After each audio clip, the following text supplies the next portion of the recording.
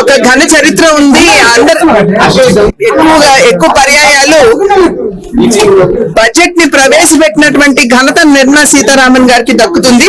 చిదంబరం గారు 11 సార్లు ప్రవేశపెట్టి ఉండొచ్చు, కానీ వారు కంటిన్యూస్ గా ప్రవేశపెట్టలేదు. కానీ నిర్మలా సీతారామన్ గారు కంటిన్యూస్ గా 9వ సారి వారు బడ్జెట్ ప్రవేశపెట్టడం అన్నది.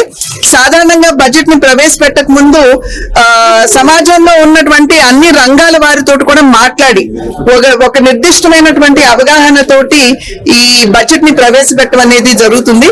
పోయినసారి చూసినట్లయితే మధ్య తరగతి వారికి చాలా లాభం చేకూర్చే విధంగా 12 లక్షల రూపాయల వరకు కూడా ఇన్కమ్ ట్యాక్స్ లేకుండా, అదే విధంగా హౌసింగ్ కావచ్చు, లేకపోతే మెడికల్ గా కావచ్చు, వారందరికీ కూడా చాలా ఊరట పోయినసారి బడ్జెట్ లో కల్పించారు.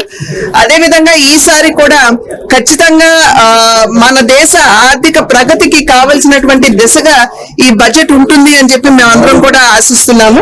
దానికి తోడు ఆంధ్రప్రదేశ్ కి సంబంధించి ముఖ్యమంత్రి గారు, అదే విధంగా ఉప ముఖ్యమంత్రి గారు చంద్రబాబు నాయుడు గారు కావచ్చు, పవన్ కళ్యాణ్ గారు కావచ్చు, వారి ఇరువురితో పాటుగా లోకేష్ గారు కూడా అనేక సందర్భాల్లో నిర్మలా సీతారామన్ గారిని కలిసి వారికి రాష్ట్రానికి సంబంధించినటువంటి కావలసినటువంటి సపోర్ట్ గురించి వారికి తెలియజేయడం జరిగింది.